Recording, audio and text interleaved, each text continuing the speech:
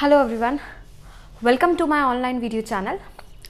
आज इस वीडियो में मैं आपको कुछ इम्पॉर्टेंट बातें समझाऊंगी जो बहुत ज़रूरी है हमारे लिए, स्पेशली उन बच्चों के लिए जो अभी 8 तारीख को मेंस के पेपर में अपीयर हो रहे हैं। तो आज का हमारा वीडियो लेक्चर है इन टिप्स के ऊपर कि लास्ट मिनट टिप्स क्या रहें कि हमारा प्रिपरेशन जो हम 2 साल से प्रिपरेशन कर रहे हैं, 1 साल से प्रिपरेशन कर रहे हैं, वो सफल हो जाए और हमारा मेंस का पेपर निकल जाए। चलिए बच्चे ध्यान से सुनेंगे, मैंने कुछ पॉइंट्स यहाँ लिखे हैं, इन पॉइंट्स को मैं आप लोगों के लिए इलैबोरेट करूंगी। पहली चीज है सॉल्व पास्ट ईयर पेपर। मेरी बात बहुत ही ध्यान से आप लोग समझिएगा। सॉल्व पास्ट ईयर पेपर करने का क्या मतलब है इस टाइम पे? देखिए, आप जानते हैं इस संडे को पेपर है और आज ऑलरेडी थर्सडे हो चुका है, तो हमारे पास सिर्फ फ्राइडे, थर्सडे का दिन, फ्राइडे और सैटरडे, ये 3 दिन बचते हैं। ठीक, अब इस 3 दिन में बच्चे हो रहे हैं बहुत पैनिक कि हम ये भी पढ़ ले, हम वो भी पढ़ ले, हम फिजिक्स के ये टॉपिक छोड़ रखा है वो कर ले, मैथ्स का ये टॉपिक छोड़ रखा है वो कवर कर ले, केमिस्ट्री का टॉपिक छूटा हुआ है वो कवर कर लें। देखिए, ये चीज़ आप मान के चलिए, आप जितना चाहेंगे परफेक्शन से काम करना उतना वो नहीं होगा। आप चाहेंगे पूरा कोर्स कर लें, और मेरी बात मानिए बेटा, कभी भी आप एग्जाम से पहले 100% कोर्स नहीं कर सकते, क्योंकि आप कुछ करेंगे फिर आपको लगेगा वो भूल चुके हैं, फिर आप वो पढ़ने लगेंगे, फिर आपको लगेगा पीछे का भूल चुके तो आप वो पढ़ने लगेंगे। ये सब चीजें पैनिक होता है जब बच्चा तब आती है। तो मेरा सजेशन ये है सब बच्चों को कि अब ये जो 3 दिन हैं, इस 3 दिन में आप अपने कॉपी किताबें सब बंद करके साइड रख दीजिए। इस 3 दिन में सिर्फ आपको एक ही काम करना है, और वो ये है कि आपको पास्ट ईयर के पेपर सॉल्व करने हैं। ठीक, चलिए अब सॉल्व कैसे करने हैं, इसमें भी बहुत सारी चीजें आपको समझनी है। हम लोग क्या करते हैं, हम पास्ट ईयर की किताब खरीद कर आते हैं जिसमें चैप्टर वाइज पास्ट ईयर्स के क्वेश्चन दे रखे होते हैं। कि जैसे सपोज केमिस्ट्री का एटॉमिक स्ट्रक्चर है, पिछले साल एटॉमिक स्ट्रक्चर के क्या क्या क्वेश्चन रखे हैं, वो सारे क्वेश्चन एटॉमिक स्ट्रक्चर के, केमिकल इक्विलिब्रियम दे रखे हैं जी। वो हमारा टारगेट नहीं है, आपको वो नहीं करना इस टाइम पे। सॉल्व पास्ट ईयर पेपर करने का मतलब ये है कि आप सुबह जितने बजे भी उठते हैं, फ्रेश होके ब्रेकफास्ट करके अपने रूम में चले जाएं। वहां पर आप 3 घंटे का अलार्म सेट करें, कोई भी एक पास्ट ईयर का पेपर निकाले, चाहे 2017 का निकाले, 16, 15, रैंडमली एक पेपर उठा लीजिए जिसमें पूरा कंप्लीट पेपर, फिजिक्स भी होगा उसमें 30 क्वेश्चन, केमिस्ट्री के भी होंगे 30 क्वेश्चन, मैथ्स के भी होंगे, तीनों ही सब्जेक्ट का एक कंप्लीट पेपर आप ले लीजिए। हमारे पास बहुत सारी बुक्स अवेलेबल है मार्केट में ऑलरेडी पास्ट ईयर्स पेपर को लेके, तो बस आप कोई भी एक बुक खरीदिए, उसमें जो पास्ट ईयर्स पेपर आते हैं, अब वो पास्ट ईयर पेपर कोई भी अपने चॉइस से एक ले लीजिए। 2017 का ले लिया या 15 का ले लिया, कोई भी एक पेपर आपने ले लिया। अब आपने अपने साथ अलार्म क्लॉक रखनी है, अलार्म क्लॉक में टाइम आपको सेट करना है 3 घंटे का, और वो 3 घंटे अब आपको उसको पेपर को सॉल्व करना है। अपने घर पे जो भी है सबको स्ट्रिक्टली इंस्ट्रक्शन दे दी जाए कि 3 घंटे से पहले कोई भी आपके रूम में आपको डिस्टर्ब करने नहीं आएगा। आप 3 घंटे बैठिए और पेपर लगाइए। बात समझ आई? अब देखिए, पेपर भी कैसे लगाना है ये बात समझनी भी बहुत जरूरी है। आपको क्या करना है, आपको एक पिन पेज लेकर, जैसे सपोज मैंने एक पिन पेज ले लिया कॉपी का, अब आपके पास OMR तो होगी नहीं, तो आप एक पिन पे ले लीजिए, उसमें क्वेश्चन नंबर लिख दीजिए 1 2 3 4 5 टिल जितने भी 30 question chemistry, 30 chemistry, physics, 30 math, ऐसे करके पूरा आपने क्वेश्चन बना लिए। 90 क्वेश्चन, 30 करके पूरे 90 क्वेश्चन का आपने वो बना लिया। ठीक है, ये आप मार्किंग पहले ही OMR शीट पर कर चुके हैं। ठीक है, अब आप पेपर देने बैठे, आप अपना पास्ट ईयर का पेपर खोला, 3 घंटे का अलार्म सेट हो चुका है, पेन है आपके पास, पेंसिल है आपके पास, एक रफ शीट रख लीजिए अपने पास। बस उसी रफ शीट में आप काम करिए, कोई एक्स्ट्रा रफ शीट आपको यूज नहीं करनी, आपको कुछ नहीं करना, क्योंकि मेंस के पेपर में आपको पता है बेटा, पेपर के नीचे ही रफ एरिया दिया जाता है, उसी में आपको सॉल्व करना होता है, वही आपका रफ वर्क है। अब उसमें आपको कोई एक्सटर्नल शीट नहीं मिलती रफ करने के लिए, तो वो चीज का आप ध्यान रखेंगे कि आपको रफ वर्क भी मिनिमम करना है। ठीक है, तो आप एक अपने पास शीट रख लीजिए, उसमें आप रफ वर्क करेंगे। अब कैसे भैया, पेन से अगर आप रफ वर्क करेंगे तो पेज तो भर जाएगा, उस पेज को रीयूज नहीं कर सकते। तो हमेशा याद रखें कि एक पेन रखें जो OMR शीट में बॉल पॉइंट पेन, आपके पास ब्लू बॉल पॉइंट पेन या ब्लैक बॉल पॉइंट आप इंस्ट्रक्शन दे सकते हैं, उसमें आपको यूज करना होता है, तो वो पेन आप OMR मार्क करने के लिए रखेंगे। रफ वर्क करने के लिए आप अपने साथ एक पेंसिल और एक इरेजर रखेंगे, ताकि अगर जगह खत्म भी हो जाए तो हम रब करके जगह बना के रफ वर्क कर सकें। ये सब चीजें आपको ध्यान रखनी है कि आप रफ वर्क करें पेंसिल से, और OMR शीट को बॉल पॉइंट पेन ब्लू या ब्लैक से मार्क करें। तो जैसे ही आप पेपर करने बैठे, आपने OMR शीट मार्क कर ली, अब आपने पेपर 3 घंटे का सॉल्व किया, ठीक है। अब ऐसा करने से बेटा फायदा क्या होगा? ऐसा करने से फायदा ये होगा कि जैसे आपने फर्स्ट क्वेश्चन करा, आपको नहीं आया, आपने छोड़ दिया, सेकंड पे आपने सेकंड में आंसर मार्क किया है ना, तो वो चीज आपको याद रहेगी कि आप कहाँ मार्क कर रहे हो, सेकंड के आगे, थर्ड के आगे, फोर्थ के आगे। इस तरीके से आपको ऐसा फीलिंग आएगा कि आप 3 घंटे एग्जामिनेशन हॉल में बैठकर पेपर दे रहे हैं। समझ रहे हैं बात को? तो ये चीज आपको एज अ प्रिटेंड करनी है अपने घर पे, ठीक। तो अगर आप 3 घंटे का पेपर सॉल्व करते हैं, उसके बाद आप 1 घंटे का ब्रेक लीजिए। तो 1 घंटे का जैसे आप ब्रेक लेंगे, उसके बाद आप वापस पढ़ाई करने जाएंगे। अब कैसे पढ़ाई करनी है? अब आप क्या करेंगे? अपनी पूरी आंसर की को मैच करेंगे, ठीक है। पहले मैच कर लीजिए, जो जो गलत है उसके आगे वो हटा लीजिए और अपने मार्क्स लगा लीजिए। एक अंदाजा मिल जाएगा आपको कि किस तरीके का आपका लेवल है, क्या नंबर आ रहे हैं आपके, ठीक है। अब जो सवाल गलत हुए, उन सवालों को अच्छे से स्टडी करिए, उनके पीछे का कॉन्सेप्ट अपनी किताबों में ढूंढिए, अपने नोट्स में ढूंढिए और उनको अच्छे से पढ़िए। समझ रहे बात को? इससे क्या होगा, आप इंटेलिजेंटली स्टडी कर पाएंगे। आपको पता तो है नहीं भैया पेपर में क्या आना है, इनफैक्ट किसी को भी नहीं पता पेपर में क्या आना है, तो बस हम अपना इंटेलेक्ट या अपना इंटेलिजेंस या हम लोगों का, टीचर्स का एक्सपीरियंस लेकर ये चीज समझ सकते हैं कि हमें लास्ट मिनट प्रिपरेशन कैसे करनी है। तो इसलिए इंपॉर्टेंट है कि जो चीज आप गलत कर रहे हैं वो कॉन्सेप्ट आप स्टडी कर लें। तो जब आप स्टडी करेंगे तो आपको पता चल जाए, यार मैंने पढ़ा तो था पहले लेकिन मैं भूल गया। तो कैसे भूल गया? आपको एक बार लग गया ना कि मैं भूल गया, फिर आप पढ़े हैं तो आपके दिमाग में वो बस जाएगा, आप फिर उससे रिलेटेड क्वेश्चन गलत नहीं करेंगे। तो ऐसे ही अगर आप 3 घंटे का पेपर करते हैं, 1 घंटे का ब्रेक देते हैं, 2 घंटे उसका एनालिसिस करते हैं पेपर का, कहाँ गलती हुई, कैसे मुझे करना है, क्या है क्या नहीं, 2 घंटे एनालिसिस करिए। उसके बाद थोड़ा रिलैक्स करिए 2 घंटे। शाम को या रात को जब भी आपका पढ़ने का मन करता है, एक और पेपर लगाइए 3 घंटे का, फिर 1 घंटे का ब्रेक देकर उसका एनालिसिस करिए। तो पहला पॉइंट हमारा ये रहेगा कि सॉल्व पास्ट ईयर पेपर। तो आपको ये समझ आ गया कि आपको सॉल्व कैसे करने हैं, पास्ट ईयर के पेपर सॉल्व करने हैं। आंसर की OMR को, फेक OMR अपने पास ऐसी बनानी है, उसमें क्वेश्चंस के आंसर्स मार्क करने हैं और फिर उस पेपर का पूरा एनालिसिस करना है। जो क्वेश्चन गलत है उस क्वेश्चन के बारे में आपको जो पढ़ना है आप अपने किताबों से पढ़ लीजिए। तो रिवीजन का रिवीजन हो जाएगा, इंटेलिजेंटली रिवीजन हो जाएगा। और खार की बात रिवीजन की नहीं है, खास बात यह है कि रिवीजन करने के बाद आपको यह पता रहे कि सवाल में उस कॉन्सेप्ट को यूज कैसे करना, वो चीज इंपॉर्टेंट है। आता हमें सब कुछ है लेकिन हम एग्जाम में सही टाइम पे सही कॉन्सेप्ट यूज नहीं कर पाते, तो वो चीज का भी आपका प्रैक्टिस हो जाएगा अगर आप पास्ट ईयर पेपर सॉल्व करते हैं। तो अगर आप 6 पेपर भी सॉल्व कर लें बच्चे, हर दिन में 2 पेपर, ठीक है, 3 दिन आपके पास बचे हैं, 6 पेपर लगा लिया, ट्रस्ट मी अब जब एग्जामिनेशन हॉल में बैठेंगे आपके सामने रियल जेई का पेपर और OMR शीट आएगा, आपको 1% का भी डर नहीं लगेगा पेपर से, क्योंकि आपने वो 3 घंटे का प्रिपरेशन, वो 3 घंटे कैसे होते हैं, उस 3 घंटे में अपना दिमाग कैसे शांत रखना है, उस 3 घंटे में कैसे सारा चीजें छोड़ के, दुनियादारी छोड़ के, आसपास जो शोर हो रहा है उसको छोड़ के अपना सारा फोकस पेपर पे लगाना है, वो आप पहले 3 दिन से उसका ट्रेनिंग कर रहे हैं। तो आपको जो असली पेपर आएगा उसमें बिल्कुल डर नहीं लगेगा। तो जब डर नहीं लगेगा तो डर के आगे तो हमें पता है क्या है, जीत है, तो हम सक्सेसफुल हो पाएंगे। समझ आई बात? चलिए अब हम सेकंड चीज के ऊपर डिस्कशन करते हैं, बी कॉन्फिडेंट। देखिए बच्चे, हर बच्चे ने अपने तरफ से बहुत मेहनत करी है, पूरे 2 साल मेहनत करी है, कईयों ने पूरे 1 साल मेहनत करी है, बच्चे कितने 4 साल से मेहनत कर रहे हैं, आप सब ने बहुत मेहनत करी है। हमको बस आपको एक चीज ध्यान रखनी है कि आपको कॉन्फिडेंट रहना है। कॉन्फिडेंस सबके अंदर है और कॉन्फिडेंट आपको रहना पड़ेगा, क्योंकि बच्चे अगर आप नर्वस हुए तो बहुत बड़ी गलती हो जाएगी।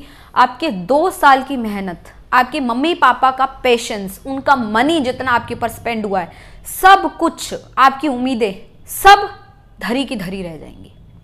तो ये चीज बड़ी इंपॉर्टेंट है कि आप अपने आप को कॉन्फिडेंट रखें और बार बार अपने आप को ये चीज बोलते रहे, नहीं मैं कर सकता, नहीं मैं कर सकती हूं, मैं कर लूंगी, अरे मुझे आता है, कोई बात नहीं, मैं सोचूंगी, मैं कर सकती हूं। इस तरीके से अपने आप को आप मोटिवेटेड रखें और अपने आप को आप कॉन्फिडेंट रखें, क्योंकि अगर आप कॉन्फिडेंट है तो आप अच्छे से करेंगे।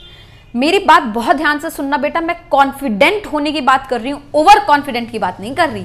There is a very thin line between being confident and over confident. अगर आप ओवर कॉन्फिडेंट हुए आप बर्बाद हो जाएंगे। अगर आप नॉन कॉन्फिडेंट हुए कि आपके अंदर कॉन्फिडेंस ही नहीं है, आप बर्बाद हो जाएंगे बेटा। इसलिए बहुत ही ध्यान से इस बात को समझना है कि आप कॉन्फिडेंट रहें, ठीक है, ओवर कॉन्फिडेंट नहीं। अब से 4 सवाल लाइन के बन गए, आप सोचो अरे भैया हमें तो आता है सब कुछ, हम तो बहुत अच्छे से पेपर करेंगे। नहीं, 4 सवाल ही बने, आपको नहीं पता आगे के 4 सवाल कैसे हैं, समझ रहे बात को। तो अगर आपसे सवाल बनते जाएं, आप खुश रहें, अपना कॉन्फिडेंस बढ़ाएं, अपना ओवर कॉन्फिडेंस ना बढ़ाएं, अपने अंदर ओवर कॉन्फिडेंस ना आने दें। हाँ, पर कॉन्फिडेंस जरूर रखें अपने अंदर। सबको कॉन्फिडेंस पे डिपेंड करता है। अगर आप कॉन्फिडेंट हैं, जैसे मैं आपको एक एक्सपीरियंस शेयर करती हूँ। मैं जब जेईई का पेपर देने गई थी, मेरे सामने पेपर आया और पेपर का जो सबसे पहला सवाल था वो उस टॉपिक पे था जो मैं 1 दिन पहले सोच रही थी कि रिवाइज करूंगी, पर रिवाइज नहीं कर पाई। किसी तरीके से मैं भूल गई, मेरे दिमाग से उतर गया, और उसी कॉन्सेप्ट पर मेरा सवाल आ गया, पहला क्वेश्चन। अब मेरे पास 2 ऑप्शन थे कि वो पहला क्वेश्चन देखकर या तो मैं डीमोटिवेटेड हो जाऊं और आगे का पेपर पूरा खराब कर दूं, या फिर दूसरा ऑप्शन था कि कोई बात नहीं, एक ही तो क्वेश्चन ऐसा है, बाकी तो सब मैंने पढ़ा है। ये सब सोचकर मैं अपने आप को मोटिवेट रखूं। तो मैंने यही किया, मैं एकदम से परेशान होगी, अरे ये तो वही क्वेश्चन है जो मैं पढ़ नहीं पाई। और ऐसा सबके साथ होता है किसी ना किसी स्टेज पर।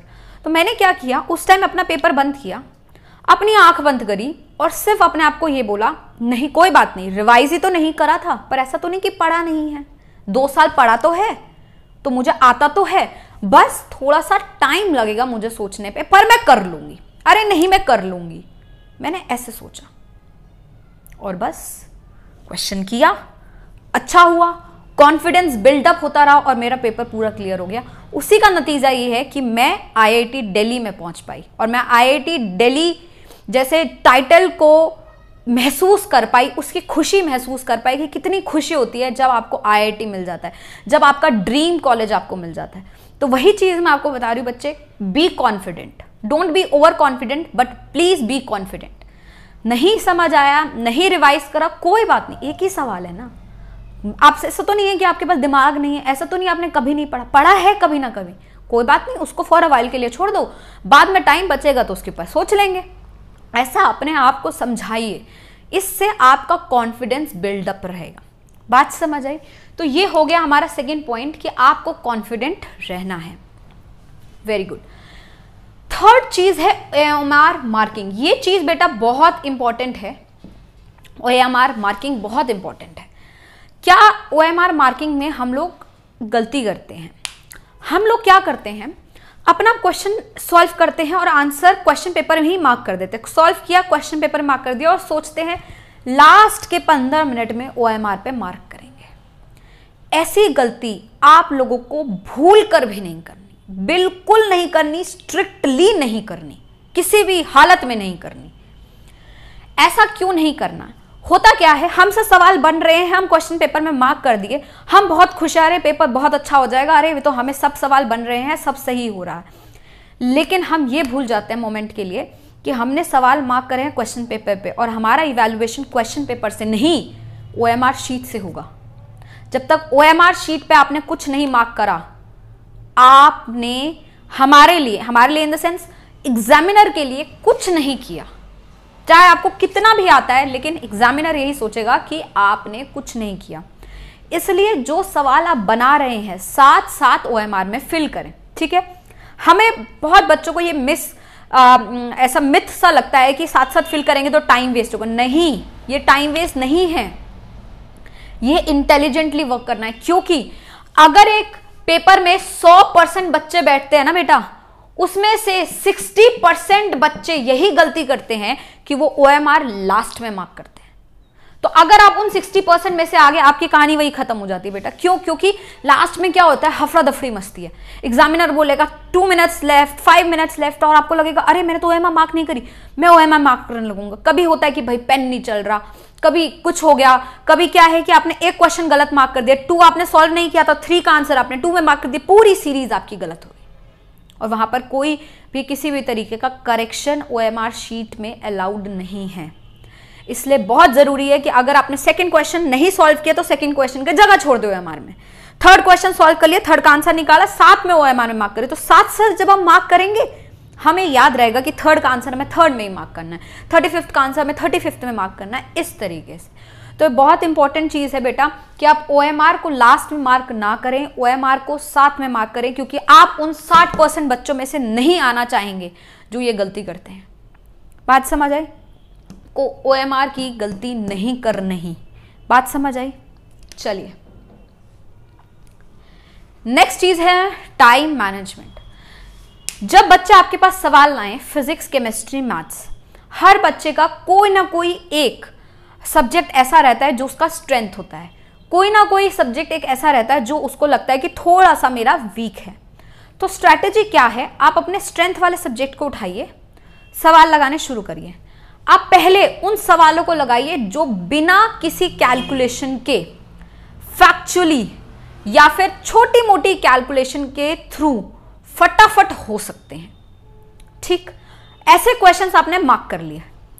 उसके बाद आप उन क्वेश्चन पे वर्क करेंगे जिन क्वेश्चन पे थोड़ी बहुत कैलकुलेशन है, पर आप 100% कॉन्फिडेंट है कि आप इसे कर सकते हैं, कर लेंगे, आपको आता है आंसर, फिर आप उन क्वेश्चन पे वर्क करिए। ऐसे करके आप अपने स्ट्रेंथ वाले सब्जेक्ट से मीडियोकर सब्जेक्ट, फिर फाइनली उस सब्जेक्ट पे जाएंगे जो सब्जेक्ट आपका वीक है। तो पहले तीनों सब्जेक्ट से आपको वो क्वेश्चंस मार्क कर लेने हैं जो फटाफट फैक्चुअली हो जाएंगे, 1 लाइन आंसर्स हैं जो आपको याद हैं, उस तरीके से। सेकंड, आपको सारे सब्जेक्ट्स के वो क्वेश्चन कर देना है जो आपको पता है कि थोड़ा सा कैलकुलेशन करेंगे, लेकिन मैं 100% श्योर हूं कि मैं उस क्वेश्चन को बना दूंगा, तो वो क्वेश्चन आप कर देंगे। ठीक है, उसके बाद जो एक्सेस टाइम बचे उसको आप यूज करें उन क्वेश्चन में जिसमें कैलकुलेशन टफ है या फिर एनालिटिकल ब्रेन वर्क करना है। ठीक है, ऐसा क्या होता है बेटा, मेंस का पेपर देने जा रहे हैं हम, एडवांस का पेपर नहीं दे रहे। मेंस का पेपर ना ही बहुत टफ बनेगा ना ही बहुत इजी बनेगा, मीडियोकर स्टेज में बनेगा।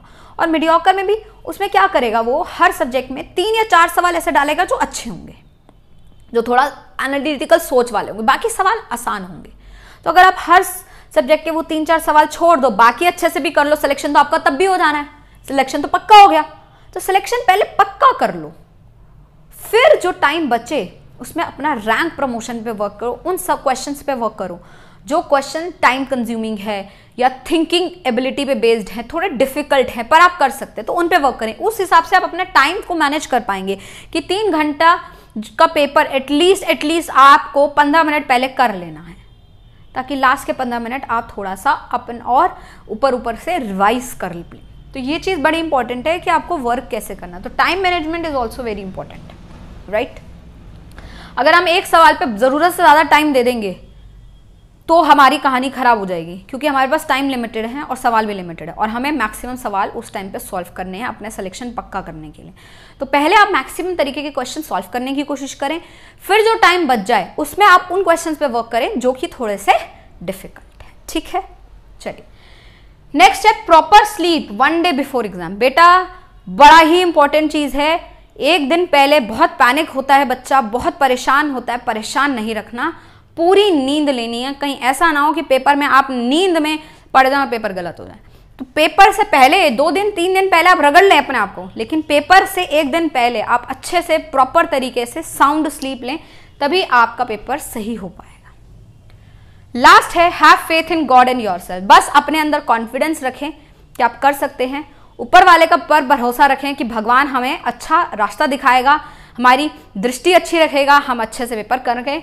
आप जब उसे याद करेंगे, अपने आप को याद रखेंगे कि मैं कर सकता हूं, तो आप 100% कर लेंगे। ठीक है, और लास्ट पॉइंट है रिग्रेट्स। No regrets. इस दुनिया में सबसे खराब चीज होती है अपने अंदर रिग्रेट रखना। तो आप पेपर ऐसा सॉल्व करें कि पेपर देने के बाद जब आप बाहर निकलें तो आपको ऐसा लगे कि बस मुझे नहीं पता मेरा सिलेक्शन होगा नहीं होगा, लेकिन हाँ मैंने ऐसा पेपर करा है कि मुझे कोई रिग्रेट नहीं है। तो उस तरीके का प्रिपरेशन आपको करना है। Thank you so much. यही सब चीज़ें मुझे आपको बतानी थी। इन सब चीज़ों का ध्यान रखेंगे तो मैं उम्मीद करती हूँ, आशा करती हूँ, विशेज़ है मेरी सबके साथ कि आप बहुत ही अच्छे तरीके से मेंस का पेपर कर पाएंगे। धन्यवाद।